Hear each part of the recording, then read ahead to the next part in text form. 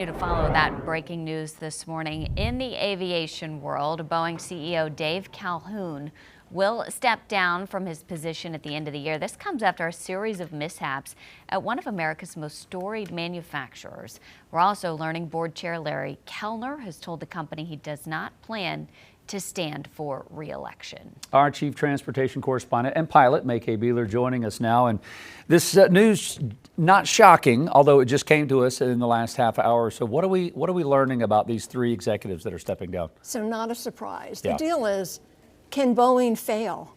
Can we allow Boeing to fail? We can't. It's one of the most beloved aircraft makers in the world, certainly here in America, with a really checkered reputation now. So ever since the MAX 8 disasters in 2018 and 2019, 370 people were killed. Boeing kind of had blood on their hands with that because they knew of some issues that they didn't tend to, allegedly, but according to investigators. And now with this blowout, the Alaska door blowout, and people tell me, well, nobody died.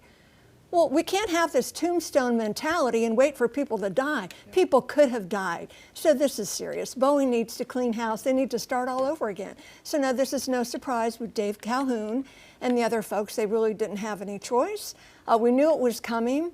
I think that he will leave before the end of 2024. Yeah, it's a long time before I know, December. I'm surprised he's sticking around. It's only the end of March. And just last week, FAA Chief Mike Whitaker revealed that in an audit, 100 counts of non-compliance regarding the production line at Boeing. 100 counts of non-compliance. There was an audit. They failed 33 of 89 product audits. So it appears, and I have to say allegedly, but according to Mike Whitaker, our FAA chief, it appears they're putting production over safety, profits over safety. That's what the whistleblowers have been saying all along. And now everyone's talking about the whistleblower who was found shot to death.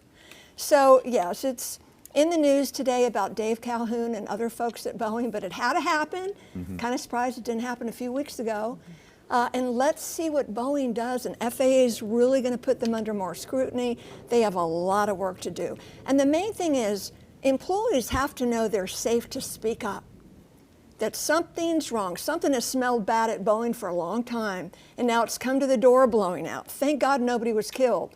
But we can't have that tombstone mentality, oh, let's wait like the MAX 8 crashes. You don't wait till people die to make changes. So they're making changes now.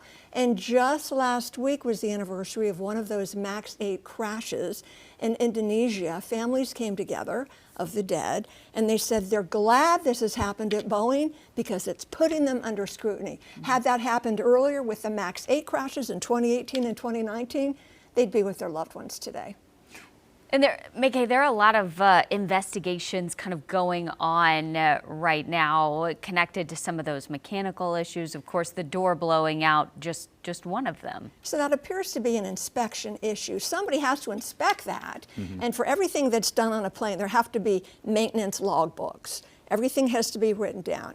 Allegedly, from what we know now, they cannot find the maintenance or inspection records of whoever checked those door plugs. So 4 of them were supposed to hold the door to the fuselage. Gosh. They were missing.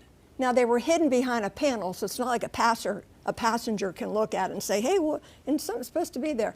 But it wasn't inspected, or if it was inspected, the paperwork wasn't done, or did the paperwork go missing?